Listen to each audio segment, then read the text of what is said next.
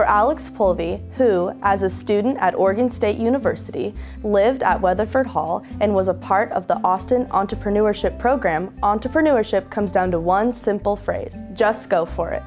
In 2008, that is exactly what he and fellow Oregon State alumni Dan Spaltro and Logan Welliver did, with Alex and Dan leaving their comfortable positions in the technology industry in Silicon Valley and Logan moving from Portland to complete the initial team. Their ascent into startup mode was initiated. One day, sitting on my email, have Gmail chat. You know, Gmail has a thing, but also has a little chat interface. And Logan's online. Hey Logan, want to start a company? And Logan's like, hey man, how's it going?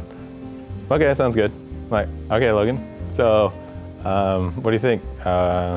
When would you do that soon? He's like, sure, where would I live? And I'm like, oh, I have an extra room in my apartment. It's like, okay, cool, I'll be down there in like a week.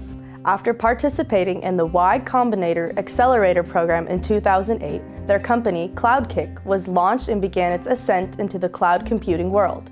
The story of CloudKick began before OSU, when Alex and Logan met growing up in McMinnville, Oregon. At OSU, Alex studied computer science where he met Dan, while Logan pursued graphic design. Alex, who worked at the open source lab, says working there gave him the skills he needed to land internships with Mozilla and Google and eventually his first job out of school. What that really gave us was open source experience, and which led to real world practical experience, which led to internships with Mozilla and an internship at Google. And when I was graduating from Oregon State, I had multiple job offers of different opportunities with top tier companies, and it was all about that, actually working on practical real world problems while as an undergrad.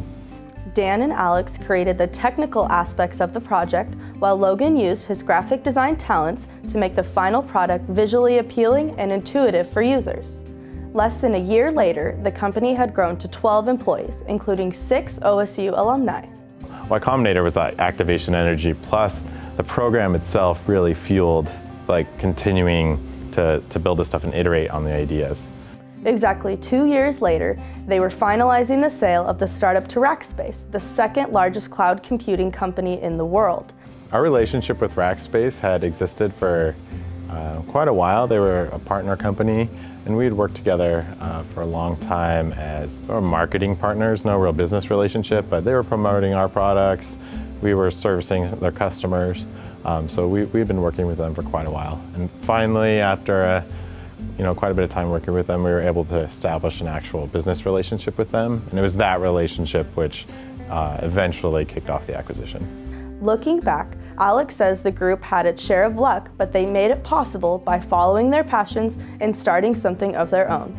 At the end of the day, products everywhere are all about servicing customers in some form, right? I mean, you can have the greatest idea in the world, but if no customer cares about it, it doesn't really matter, right? I mean, and customers are just people. So even with technology products or any other products, it's all about really servicing other people in some capacity.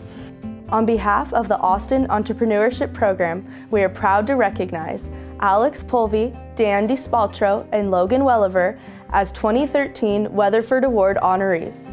Congratulations.